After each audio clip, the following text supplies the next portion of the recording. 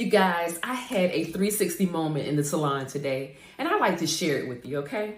So back in the early 90s, I came to Florida A&M University from a predominantly white high school in Ocala, Florida. I didn't know much about Black history because at that high school, we weren't really taught anything about African American history. But when I walked into the classroom of Dr. Larry E. Rivers' class, for the first time my college freshman year, it changed everything. Dr. Larry E. Rivers didn't just teach African American history. You could feel his passion. He lived it, and he made you feel like you were a part of it too. That was my introduction to FAMU, and it was exactly what I needed. Fast forwarding to over 3 decades later, and here he is again, but now in my salon chair. Instead of desks and textbooks, it's combs and cornrows. He sat and I braided his hair. Dr. Rivers shared his journey with me, from humble beginnings in Philadelphia to dual doctorates at Carnegie Mellon and the University of London.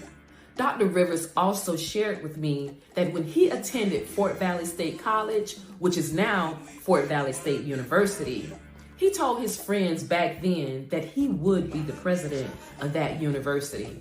And he did just that. From 2006 to 2013, he was Fort Valley State University's president. He was a living example of manifested purpose. He said he would be president one day, and he became exactly that, reshaping it, expanding enrollment, building communities, and reclaiming heritage. He's authored over 9 books and is currently working on his 10th. He authored Slavery in Florida, Rebels and Runaways, Laborers in the Vineyard of the Lord, and Father James Page, among others like Tapestry of Liberation and Faith and Resilience.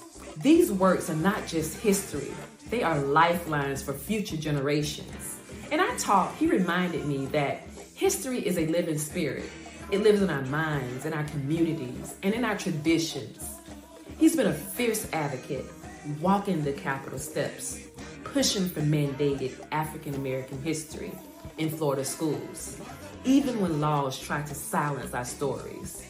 So while he's been in the classroom and on the Capitol steps fighting for Black history to stay in schools, I've been doing my part from the salon chair.